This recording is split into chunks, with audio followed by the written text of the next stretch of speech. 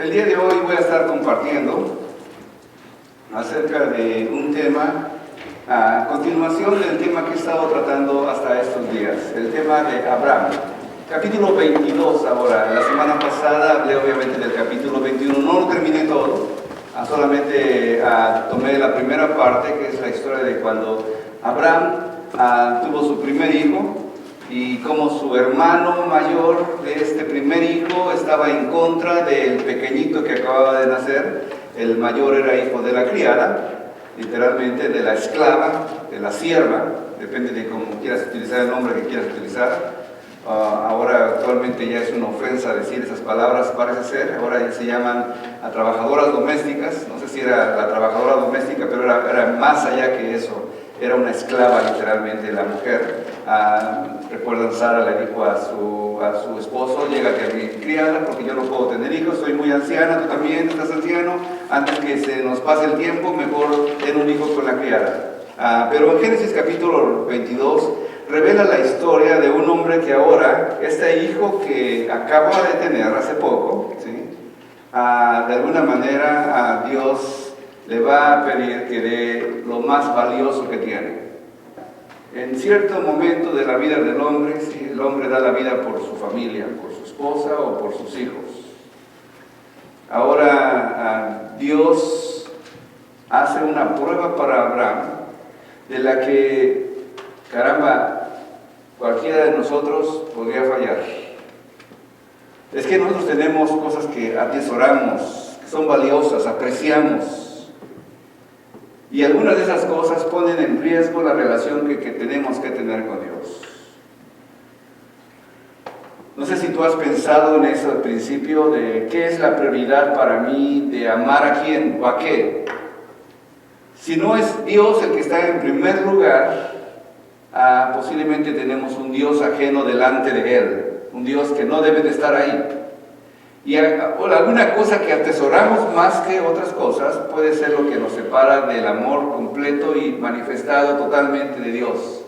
Y Dios pone el dedo en la llaga y nos hace algunas preguntas y nos hace poner esto en el altar para sacrificarlo y recordar de que Dios es Dios y no la cosa que nosotros pensamos es Dios. Puse una fotografía ahí de un golem, una historia que se llama El Señor de los Anillos, me parece. Tenía un anillito el hombre y por, no sé, años, me parece, había dicho: es mío y es mío, no me lo quita nadie. ¿Sí? Y ese es el tesoro que nosotros a veces podemos tener en nosotros mismos. El tesoro que nos hace aferrarnos a alguna cosa y que no soltamos tan fácil. Mío es la palabra que aprendemos desde niños. Esas cosas que nosotros llamamos tesoros y que no queremos soltar. Mío, eso es mío. ¿Qué es más importante que Dios? Aquello que es más importante que Dios es lo que pensamos que es mío y no lo quiero soltar para nada. Puedo dividirlo en 4 categorías. Primero, la primera categoría muestra nuestras pasiones materiales, las cosas tangibles que podemos ver. Pueden ser muy grandes, como una casa. Esa es mía, mi casa, no se la dejo a nadie, no se la presto a nadie, es mi casa. Y podemos pensar que eso es lo que más anhelamos en la vida, o hasta un carro puede ser cosas grandes, un barco, un bote, puede ser una fábrica, una empresa, y decir: esto es mío, no se lo suelto a nadie. O puede ser algo pequeñito también, como un anillo. Este anillo no se lo doy a nadie porque se me lo regaló mi mamá y no se lo puedo, cualquier cosa que me quiten menos mi anillo. Y puede ser tan ridículo y barato como unos tenis usados viejos. Esos son míos, no se los suelto a nadie. Este es mi sillón, nadie se sienta en mi sillón. ¿Cuántos han pasado por eso? ¿Sí? Ese es mi lugar, no quiero que nadie ocupe mi lugar.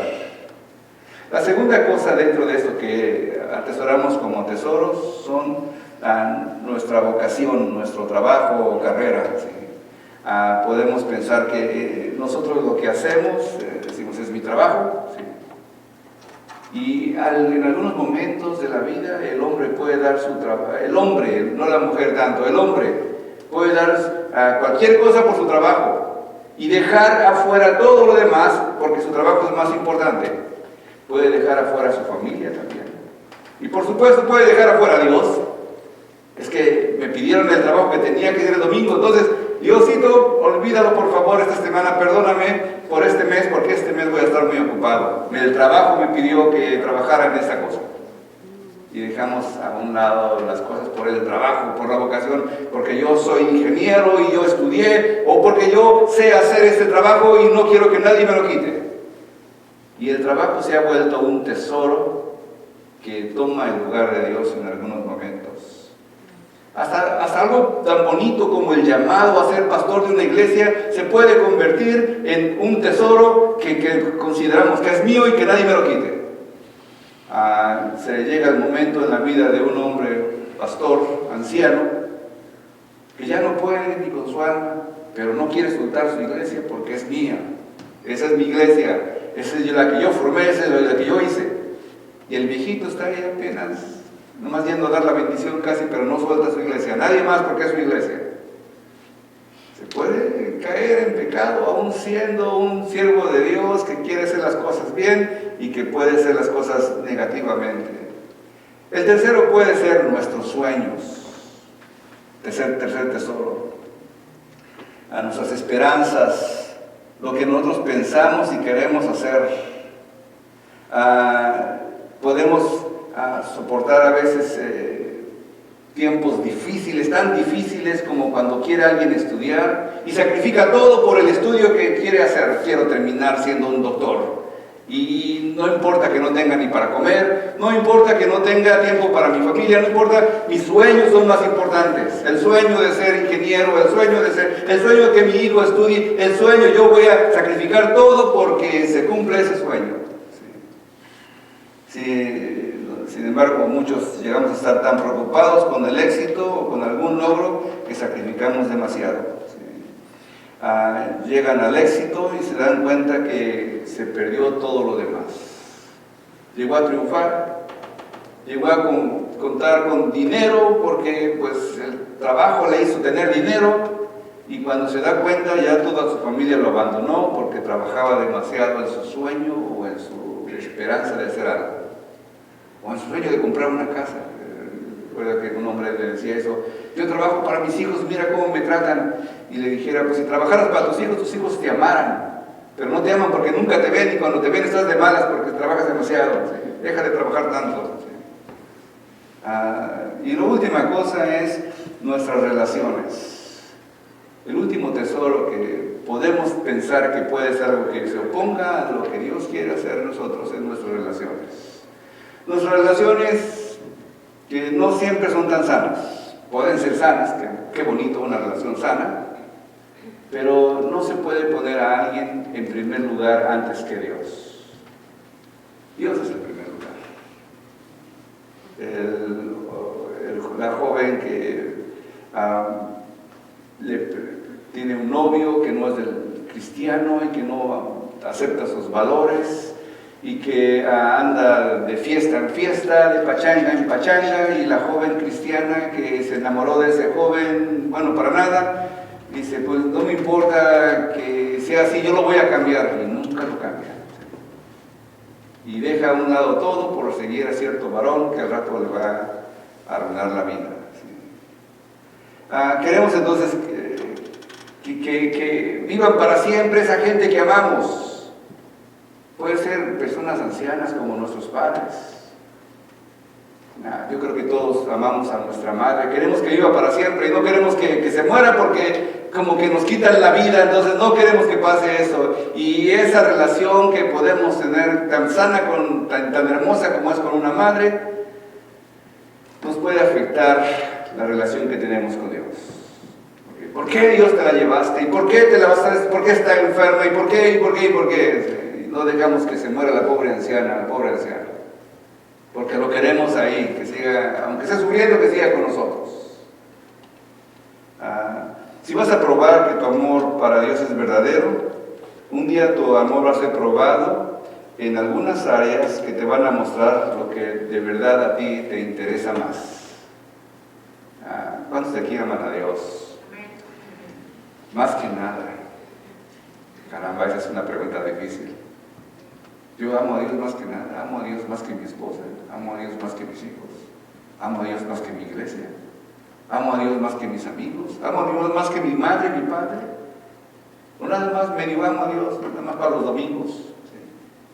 ¿Sí? Y esa es la historia de este varón que sale de Ur de los Caldeos, allá en Babilonia, camina por muchos kilómetros y llega hasta un pueblito desértico, zona montañosa, allá por Israel, que se llamaba esa tierra, aunque no se llamaba Israel en ese tiempo, Baja Egipto. Ha caminado mucho este varón y ahora se establece en un lugar llamado Beerseba. Después de 30 años, 25 años seguramente, por lo mínimo, Dios le completa la visión que le dio de darle un hijo. Él había esperado por 25 años mínimo, 30 años posiblemente, y se cumple su sueño. Tuvo a su hijo en el capítulo 21, ahora estamos en el capítulo 22. Y en ese capítulo 22 él está lejos de Jerusalén, aunque te digo, todos estos nombres que están ahí no existían en aquel tiempo, es una historia nueva y vieja. Vive en un lugar llamado Beerseba, por ahí, por ese rumbo, por el desierto. Acababa de despedir a su criada, a la esclava, la había echado fuera del campamento. Ahora ya tenía a su hijo solo con Sara, su hijo había crecido, y de ahí Dios le da unas palabras que lo hacen pensar que es como un examen final. Abraham, ¿has escuchado mi voz? ¿Me amas más que estos? ¿Me amas más que todas las cosas que te he dado? Un hombre que ha progresado en todas las áreas. Era famoso. En el capítulo 21 llega un hombre, un rey de cierto lugar ahí cerca de donde él vivía, junto con su jefe de los ejércitos que él tenía. Llega con Abraham y le dice: Abraham, yo sé que Dios está contigo. Un hombre de afuera del contexto de Abraham, no era un cristiano, no era un judío, no era un siguiente de Abraham, no era un seguidor de Abraham, no era un siervo de Abraham. Llega un rey de otro lugar y dice: yo sé que Dios está contigo, porque te bendice en todo lo que haces. Tienes fama, tienes riqueza, tienes todo. Vamos a hacer un pacto para no agresión tú y yo, y vamos a llevarnos en paz la situación en nuestra historia. Y en el capítulo 22 empieza esa situación que ahora vamos a tratar. Capítulo 22 del libro de Génesis. Aconteció que después de estas cosas, Dios probó a Abraham y le dijo: Abraham. Él había cambiado el nombre. Ahora ya no se llamaba Abraham sin H y con M al final, con dos A's. Nada más era Abraham con una A y con una M. Era anteriormente Padre exaltado, ahora le llamaba Padre de multitudes. Y le había prometido: en este hijo que te voy a dar, Isaac, en este hijo se van a cumplir las promesas que te he dado. Pero en algún momento Dios decide probar a Abraham. Y en ese hijo que Dios le había dado, el orgullo de su vejez, el orgullo de toda su vida, él cambiaría todas las riquezas que tenía porque para que su hijo siguiera ahí, podía quitarle todo menos a su hijo. Y Dios pone la mano en la llaga, el dedo en la llaga, y le dice: Abraham. Y responde Abraham, obviamente: heme aquí. Y Dios le dice: toma ahora a tu hijo, tu único hijo, no al otro, ¿sí? No al de la criada, al hijo que amas, a Isaac, y ve a la tierra de Moriah y ofrécelo allí en holocausto sobre uno de los montes que yo te diré. Caramba, la gran noticia. Yo no sé si Abraham pensó: yo creí que conocía a Dios. ¿Será Dios? No, este no puede ser Dios. Dios no es así. Dios me ama, Dios me bendice, Dios me prospera, Dios me ha dado tantas cosas, Dios me dio a este hijo. ¿Qué me está pidiendo ahora? Los dioses de aquel tiempo, de aquel lugar, un dios llamado Moloch, por ejemplo, era una cosa común entre los dioses de aquel lugar que pidieran a los hijos mayores. Y ahora parecía que el Dios que Abraham conocía, que pensaba que conocía, le estaba pidiendo que también sacrificara a su hijo mayor. Pero no podía ser posible porque Dios le había prometido que ese hijo mayor iba a ser el que le iba a dar descendencia y iba a ser su nombre grande entre todas las naciones. Y ahora empieza la historia de este capítulo 22 con Dios diciéndole a Abraham: dame a tu hijo al que amas, a Isaac. Ay, caramba. Ahí si nos pidieran nosotros lo que más amamos, ¿qué sería? Sí. Isaac era un... ¿Cuántos años habían pasado? No dice la Biblia cuántos años tenía Isaac. No dice. Por más que le busquen, no dice cuántos años tenía. Dice que lo despetaron a los 3 años. Calculamos que 3 años, porque es cuando empiezan a salir los dientes a los niños. Y ya hicieron una gran fiesta. Después el hijo mayor abusaba del niño menor, lo echaron para afuera. Y ahora Isaac ya es un joven posiblemente. Después vamos a ver una palabra que dice a tu muchacho. ¿Sí? Pero los dioses entonces, de aquel tiempo, sacrificaban a los hijos, y Abraham ahora empieza a entender que él también tiene que sacrificar a su hijo. Y lo manda a una tierra llamada Moriah. Moriah es una región, no nada más es un monte o un lugar específico. Por ejemplo, aquí estamos en la iglesia de St. Paul, Evangelical Lutheran Church. Este es el lugar específico. Pero lo mandó como a Minneapolis, dijéramos. Moriah es un lugar amplio. Ve a la tierra de Moriah. Y Abraham conocía dónde era Moriah. Yo puse un mapa antes que esto, donde decía que Beerseba estaba como a 100 kilómetros de Jerusalén. Lo manda a caminar como 100 kilómetros con su hijo y con 2 siervos, ahorita lo vamos a ver. Pero Moriah había sido interesante en la historia del pueblo judío. O va a ser interesante, porque en ese momento no había nada. Allí llegó Abraham, dice la Biblia, cuando venía de Ur, cuando recién llegaba, y ahí hizo un sacrificio. Simplemente hizo un sacrificio. La Biblia menciona, hizo un sacrificio ahí en Moriah. Y se fue después para Beerseba. Se acordaba de aquel lugar. Se acordaba de aquel lugar porque de esa región Salem, Melquisedec, el rey de Salem es también esa región de Moriah, había salido y había bendecido a Abraham, y Abraham había dado sus diezmos a este famoso Melquisedec. Y ahora él sabía dónde estaba ese lugar. Dice: vete para allá, ¿te acuerdas donde hiciste el altar? Vete para allá y vas a sacrificar a tu hijo. Abraham dijo: ese será Dios. En el libro de Samuel, pensando un poquito en la historia más adelante que eso, el templo no se construyó hasta 1000 años después, 1000 años después. ¿Y cómo fue la historia de cómo se construyó ese templo? Bueno, tenía una ciudad pequeñita, David ahí vivía en una de esas montañas de Moriah, y de repente se levanta el orgullo de este hombre, de David, se vuelve orgulloso, se vuelve vanidoso, quiere saber con cuánta gente cuenta para la guerra, y hace un censo. Y Dios nunca le dijo que hiciera un censo, se enoja con él Dios, y le dice: ¿qué escoge? 7 años de guerra, o 3 años de, no recuerdo la otra palabra de qué era, o 7 días, me parece que fue, de muerte y destrucción, de peste como un COVID, a lo mejor. Muchos iban a morir.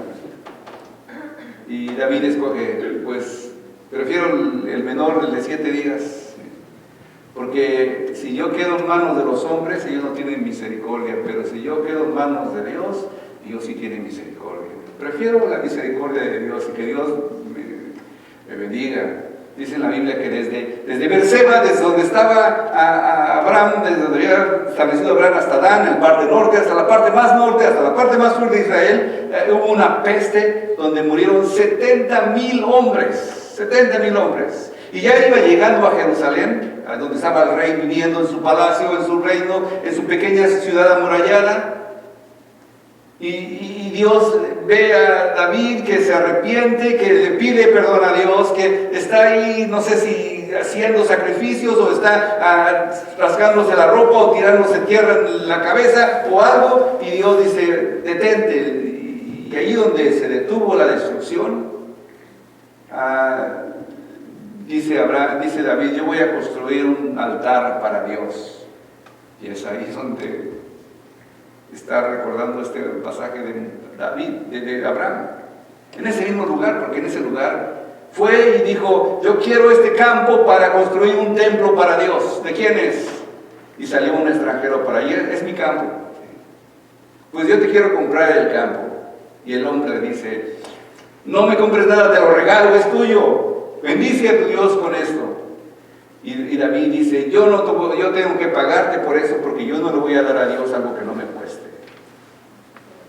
Y le compra el lugar. Y ahí después se levanta el templo de Jerusalén. Este es el mismo lugar, Moriah, el monte de Sión, el monte de... Esa es la misma región donde todavía no se levantaba un templo. Ahí tuvo que ir Abraham a sacrificar a su hijo. Y tiene mucha relación con lo que va a pasar después en la historia, ¿ves? Abraham se levantó muy de mañana. Cuando hay que obedecer a Dios, hay que obedecerlo.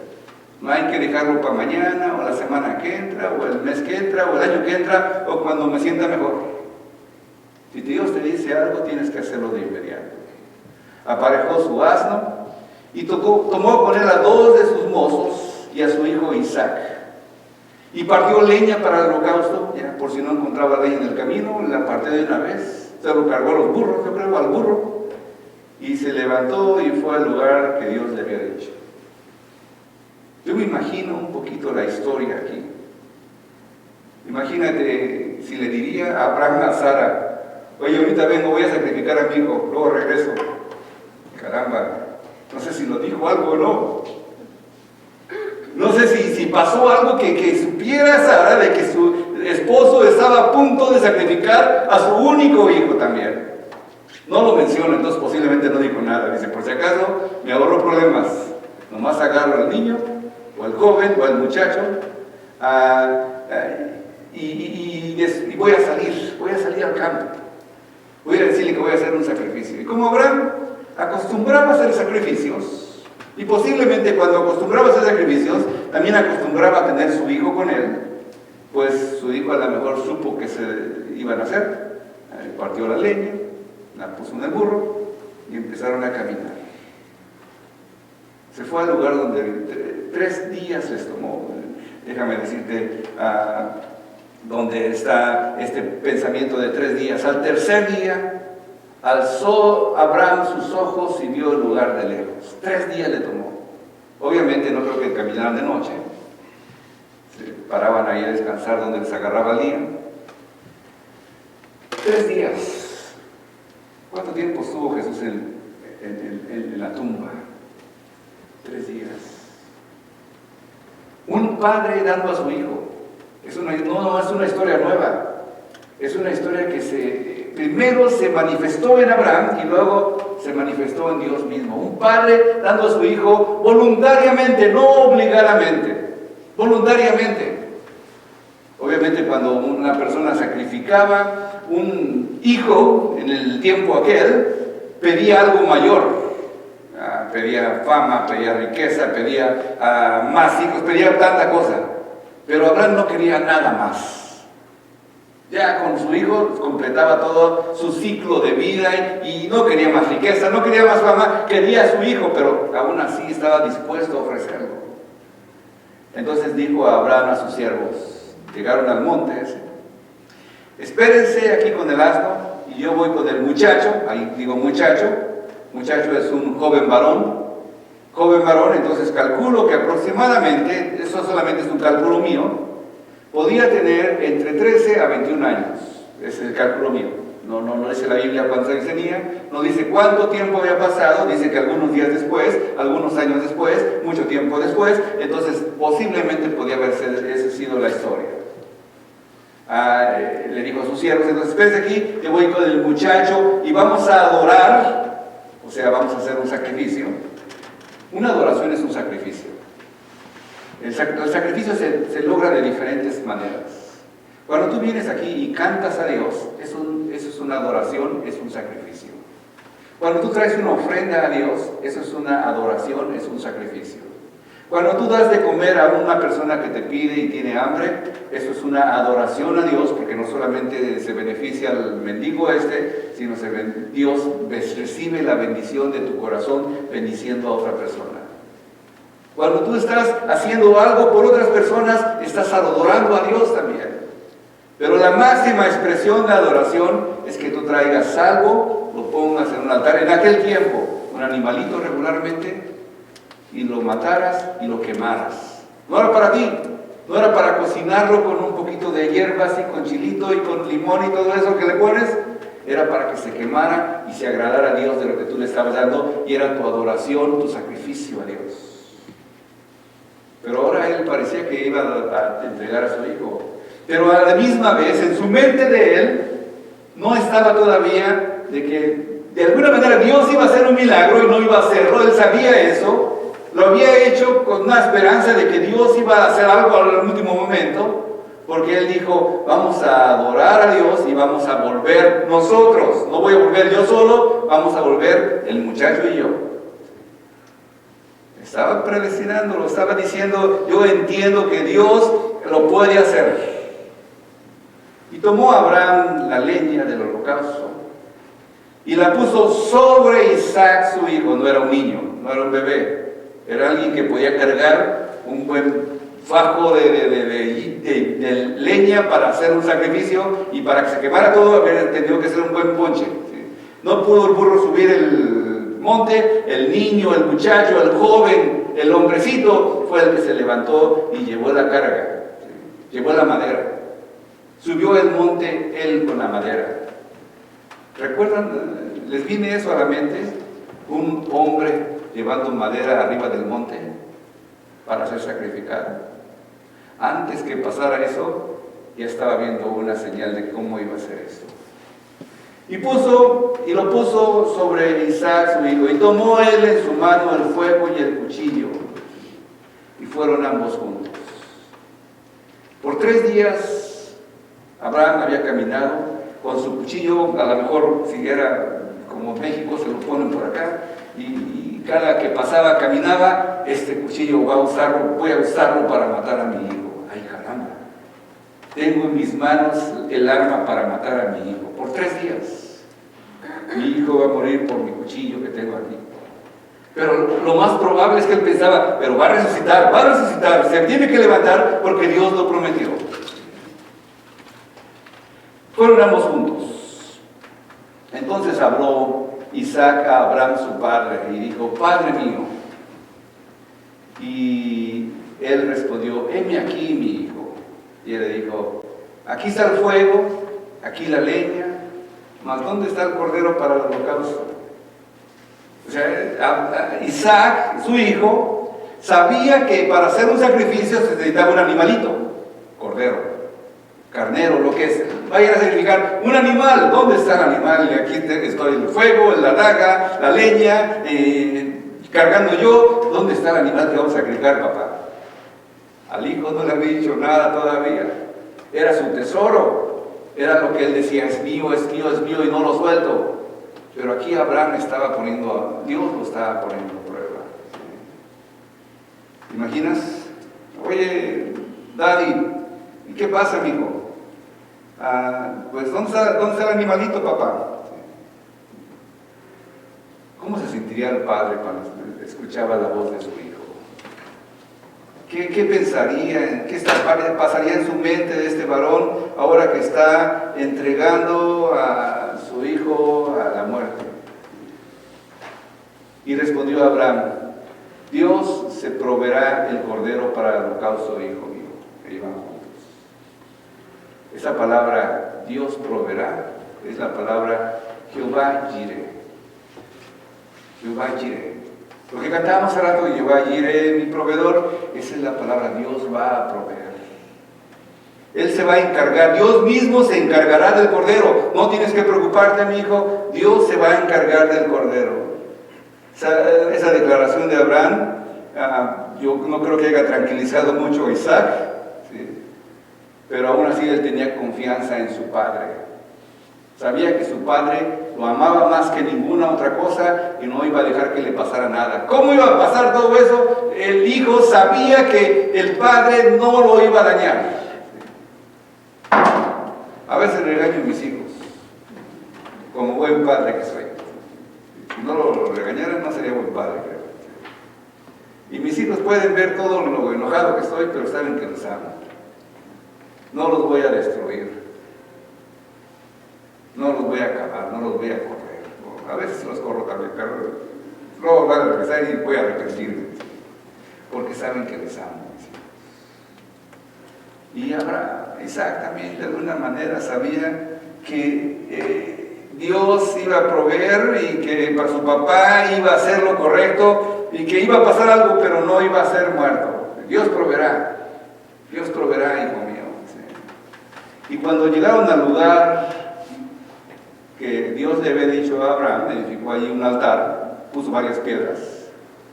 Déjame decir una cosa curiosa, el lugar más alto de aquel lugar era un montecito en el tiempo de Jesús, que le llamaban, o sea, era un monte, varios montes así como una colina grande con varias cosas, pero el lugar más alto es un lugar llamado el Gólgota, que es el lugar de la calavera, parece, porque es una calavera. Posiblemente ahí hizo ese sacrificio Abraham, en el templo, al lado del templo de Jerusalén, al ladito, cerquita, unos cuantos pasos. No tan lejos del templo. Todo eso pasó en un lugar conocido. Antes que pasara todo lo que sabemos de Jesucristo, estaba pasando con Abraham y su hijo, el padre que estaba mandando a su hijo a ser sacrificado. Y cuando llegaron al lugar donde Dios le había dicho, edificó allí un altar y compuso la leña y ató a Isaac su hijo y lo puso sobre el altar sobre la leña. Ató a su hijo. Yo no sé si le dijo, hijo, súbete. Yo no sé, si yo fuera su hijo, a lo mejor yo mucho a correr y a que me alcance el viejito. Yo creo que no hubiera alcanzado. 15 años, ¿quién lo alcanza a un niño de 15 años? De 20 años, y más, habrán tenido 120 años posiblemente. ¿Cuándo iba a alcanzarlo? Ahí Isaac dijo, confío en mi padre que me ama. Y se dejó. Ok, ¿quieres que yo esté aquí? ¿Quieres amarrarme? Pues amárrame. ¿Sí? ¿Quieres poner que me suba arriba de la leña? Pues me subo arriba de la leña. El hijo se volvió obediente a su padre. También podía echarse a correr, pero el hijo sabía que su padre lo amaba. Y extendió a Abraham su mano y tomó el cuchillo para degollar a su hijo, a punto de matarlo, decidido a hacerlo, esperando un milagro todavía, pero sabía que él había hecho un pacto con Dios y sabía que Dios, así como Isaac sabía que su padre era bueno, Abraham sabía que Dios era bueno. Dios es bueno. ¿Cuánto dicen amén? Dios es bueno. Estás pasando por una tribulación, Dios es bueno, no te va a destruir. Posiblemente puedas morir, pero tu alma se salvará. Pero Dios es bueno. Dios es bueno. Un hombre llamado Flavio Josefo hace una suposición de lo que podía haber dicho Abraham. Flavio Josefo fue un escritor de los tiempos de Jesús, escribió muchos libros, y uno de ellos habla de Abraham y dice esto, Flavio Josefo. Dice que dijo Abraham esas palabras: oye, hijo mío, muchos votos hice a Dios para que tú nacieras.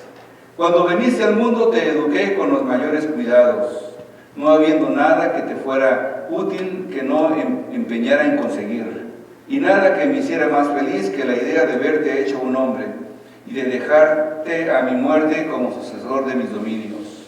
Pero como fue voluntad de Dios que yo fuera a tu padre, y ahora es su voluntad que yo renuncie a ti, acepta con valor tu consagración, porque te cedo a Dios, que ha considerado conveniente reclamarme esta prueba de veneración por los beneficios que me ha concedido. Siendo mi sustentador y mi defensor, como has nacido, morirás ahora, no de la manera común, sino enviado a Dios, Padre de todos los hombres, por tu propio Padre, por la vía ritual del sacrificio. Sin duda, te considero digno de irte del mundo, no por enfermedad, ni por guerra, ni por ninguna de las otras maneras corrientes, sino recibiendo tu alma en solemne sacrificio para ponerte junto a sí. Dice Josefo que dijo algo así, la Biblia no dice nada, pero podía haber sido. ¿Sí? Entonces el ángel de Jehová le dio voces del cielo y dijo: Abraham, Abraham. Y él respondió: heme aquí. Dice: Abraham, Abraham, no lo hagas, Abraham. No extiendas tu mano sobre el muchacho ni le hagas nada, porque yo conozco que temes a Dios, pues no me has rehusado tu hijo, tu único. Dios lo está reconociendo a Abraham y le dice, no lo hagas, Abraham, yo sé que lo puedes hacer, yo sé que puedes sacar de ti lo más grande que tú amas, el tesoro tuyo, el mayor tesoro, y yo sé que tú me amas más que ninguna cosa. ¿Por qué a Abraham se le llama el padre de la fe? Porque estuvo dispuesto a sacrificar a su máximo tesoro para poder consagrarse más a Dios. Oye, a algunos de nosotros nos gustaría tener fe, pero no queremos ceder nuestros tesoros. Señor, yo quiero tener más fe, Señor, más paciencia, más gozo, más alegría, más. Y no estamos dispuestos a poder sacrificar también lo que el Señor nos pide. Nuestro tiempo, nuestras habilidades, nuestro corazón, nuestro servicio a Dios, nuestra lectura continua con la palabra de Dios. Esa es la prueba final de Abraham. El Señor permitió que desarrollara esta prueba, que se desarrollara en las pruebas. 10 pruebas tuvo Abraham, 1, 2, 3, 4, 5, 6, 8, 9, 10, esa es la mayor, la última que tuvo Abraham. Y después de eso ya se le llamó el padre de la fe. Que metió la pata en muchos lugares, sí, le metió la pata. Que tuvo un hijo con una criada que no debía tener, dijo que hasta la fecha les causaba dolores de cabeza a los judíos, metió la pata muchas veces. Pero que se arrepintió y buscó seguir creciendo en fe, siguió creciendo en fe. ¿Qué aprendo de esto? Entonces, alzó Abraham sus ojos y miró, y aquí un carnero a sus espaldas, trabado en el zarzal por sus cuernos, y fue Abraham y tomó el carnero y ofreció el holocausto en lugar de su hijo. Y llamó a Abraham el nombre de aquel lugar, Jehová proveerá, Jehová Jireh. Por tanto, se dice hoy, el monte de Jehová será provisto, el monte de Jehová Jireh. Jehová Jireh. El Señor se encargará de cualquier cosa que nosotros estamos pasando para siempre. ¿Sí? Una traducción natural de la palabra esa, Jehová Jireh, es Jehová se va a encargar de lo que necesitas. Es un riesgo realmente confiar en Dios. Si tu hijo ha sido deportado y decimos, híjole, no va a estar conmigo, no lo voy a cuidar. Piensa en la palabra Jehová Jireh, Dios proveerá. Si tu hijo se salió antes del tiempo de la casa y dices, pues, ¿quién sabe qué le va a pasar, Señor, con tan cabeza dura que es? Tú puedes pensar, Jehová Jireh, Dios va a proveer para ese hijo o esa hija que tengo yo. Si el doctor te llamó y te dijo, oye, malas noticias, fíjate que si tienes COVID, y tú dices, ay, me voy a morir. Yo te digo que pienses en esa palabra, Jehová Jireh, Dios va a proveer lo que necesitas, para ti y para tus hijos. Si estás rodeado de personas que están tratando de destruirte y tú no sabes cómo protegerte, piensa en esas palabras, Jehová Jireh, Él se va a encargar de todo. Piensa en la provisión que Dios puede hacer por ti. Si lo hizo con Abraham, Abraham estaba reconociendo, Dios va a proveer. Y puso a su hijo en esa montaña. ¿Y cómo se podría salvar al mundo?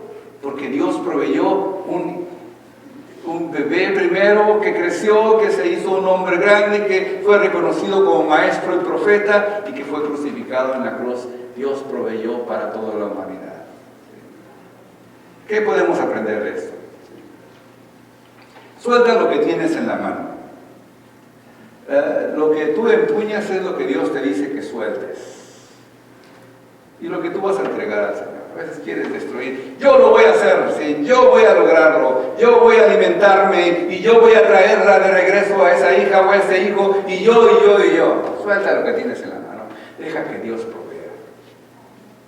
Dios te dice también hoy, el día de hoy, hermano y hermana, deja de preocuparte tanto. Ya no tienes que estar desvelado. Los justos pueden descansar en su sueño porque saben que Dios va a proveer. tesoro que tú piensas que tienes, entrégaselo al Señor. Cuando le entregas tu tesoro al Señor, a lo que usted frecuentemente le entregas al Señor, Él lo va a reemplazar por algo mucho más valioso. Mucho más valioso. Hay una historia que cuento seguido, quiero contar otra vez. Me gusta esa historia. Un rajá de la India, ¿sí? Hay un mendigo en el lugar pobre ahí del mercado. Este hombre del mercado pobre pedía comida aparte del mercado porque es el lugar más público, y como la gente de aquel lugar estaba obligada a dar limosna a la gente que le pide, y como no quieren dar dinero, entonces la gente alguna salía con su arroz, bolsita de arroz. Entonces pues, le pedía al mendigo, le ponía un poquito de arroz, el siguiente le ponía otro poquito de arroz. Entonces el mendigo iba juntando su arrocito para el día. Llegaba la noche, todo sucio su arrocito, lo lavaba, lo cocinaba y se lo comía. Esa era su comida. Y pedía limosna por si alguien le daba algo más.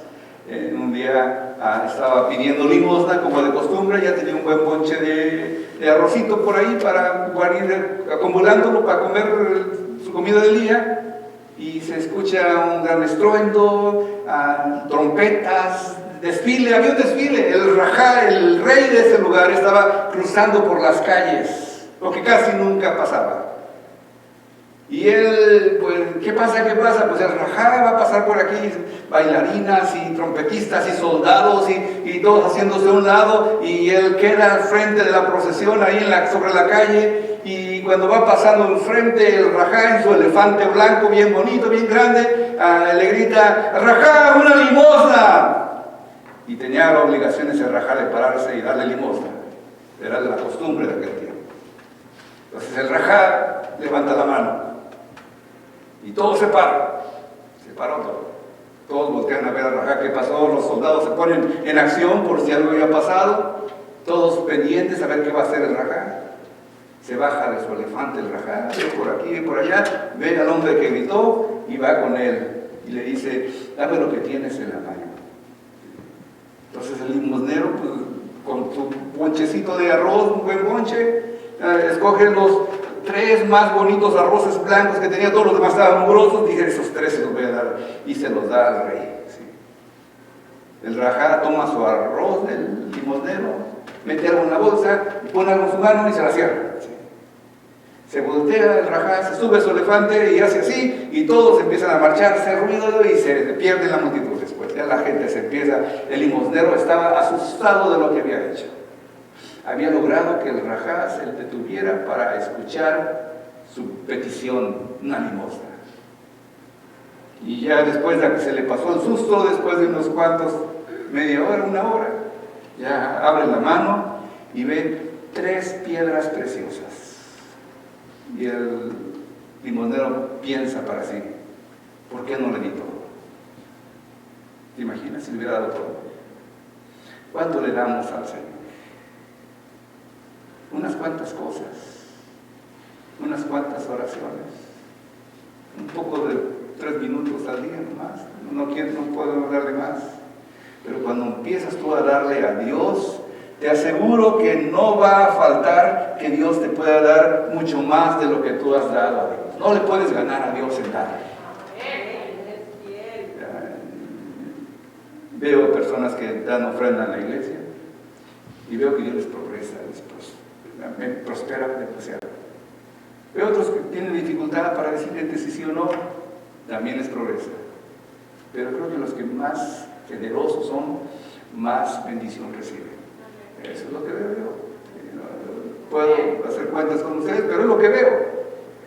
Hermano, no te detengas en la manera de tú bendecir a Dios o bendecir a otros. A veces estamos pobres por nosotros mismos. Dios le prometió: Abraham, dame a tu hijo y yo voy a hacer de ti una nación poderosa, vas a influenciar a todo el mundo, vas a poder bendecir a tanta gente. Y Abraham creyó esa palabra y empezó a practicarla, y cuando empezó a practicarla, hasta nuestros días, la gente descendiente de este varón, de los judíos, después los judíos actuales hasta nuestra fecha, están haciendo una gran influencia en todo el mundo. Moisés, por ejemplo, Abraham también. Gente que hace películas como Steven Spielberg, Harrison Ford, Paul Newman, Levi Strauss. Levi Strauss es el de los pantalones. Si tienes pantalones de mezclilla como yo, a lo mejor son Levi's, pues ese hombre lo hizo. Marcel Messier, Albert Einstein. En México, algunos como Frida Kahlo o también Diego Rivera, Abraham Sabludowski, Jacobo Sabludowski, y tanta gente que ha hecho influencia en la medicina, en la ciencia social. Dios ha bendecido a ese pueblo para influenciar al mundo. En la medicina, increíblemente, también varias de las medicinas que tomamos fueron desarrolladas por judíos. Dios ha bendecido la fe de este hombre. ¿Qué es lo último que tengo aquí? Génesis 22, 16, 18. Y le dijo: por no haberme negado a tu hijo, y yo prometo bendecirte, haré que tus descendientes sean tan numerosos como las estrellas del cielo y como la arena del mar, que no se puedan contar. Tus descendientes atacarán las ciudades de sus enemigos y las conquistarán. Yo te juro, por todos los pueblos de la tierra recibirán mis bendiciones por medio de tu descendencia, porque me obedeciste. Y le obedeció, y tenemos esas historias ahora. No es solamente Dios justo, sino se deleita en sorprendernos en nuestras expectativas. Yo tenía pensado nomás ser un pastorcito de un pueblito, un ranchito allá en la sierra. Dios me sorprendió al traerme aquí a Minnesota y permitirme pastorear una iglesia aquí en esta ciudad. Me sorprendió Dios. No era mi plan. Vine a Estados Unidos no a levantar una iglesia. Vine a Estados Unidos a trabajar. Por 2 años le dije: Señor, 2 años, Señor, y regreso al ministerio después de 2 años. 2 años nada más, dame. Y me dio 2 años, me fue muy bien. Y en 2 años me invitaron a levantar una iglesia. Y dije: ¿serás tú, Señor? Y me dijeron, esta iglesia, la iglesia que me ayudó a levantar esa iglesia, me dijo: mira, no te podemos ayudar, tienes que regresarte a México. Y si regresas aquí, pues, le dije yo: si regreso, vengo de pastor, y si no regreso, pues ahí buscan otro, porque yo voy a regresar a México a trabajar ahí en la sierra de nuevo. Y Dios me permitió regresar, y aquí estoy todavía. Dios tiene mejores planes para nosotros. Y quiero terminar con una oración. Vamos a orar. Padre nuestro, queremos conocerte. Pero mi corazón, a lo mejor cobardemente, teme renunciar a los juguetes que tengo. Hasta el celular puede ser un Dios, Señor, sobre todo para los jóvenes y también para los viejos. Somos el ejemplo, Señor. No puedo dejar esos juguetes sin sangrar internamente, porque parece que ya es parte de nuestra mano y de nuestra mente. Y no quiero esconderlos de ti, Señor. Aunque tengo terror de dejarlos, ¿qué pasará si yo no puedo usar más mi carro y mi casa? Vengo a ti, Señor, temblando, pero vengo, Señor. Por favor, desarraiga de nuestros corazones todas esas cosas que por mucho tiempo han llegado a ser parte de nosotros, para que tú puedas llegar ahí en nuestra vida y morar y ser el dueño y el patrón y el rey de la casa, Señor, el rey de mi vida, el rey de mis decisiones. Entonces mi corazón no tendrá necesidad de que el sol brille en las cosas que he puesto en su lugar, porque tú mismo serás su luz y no habrá más noche. Señor, recibe nuestra entrega de lo que tengamos que entregar el día de hoy, en el nombre de Cristo Jesús. Amén.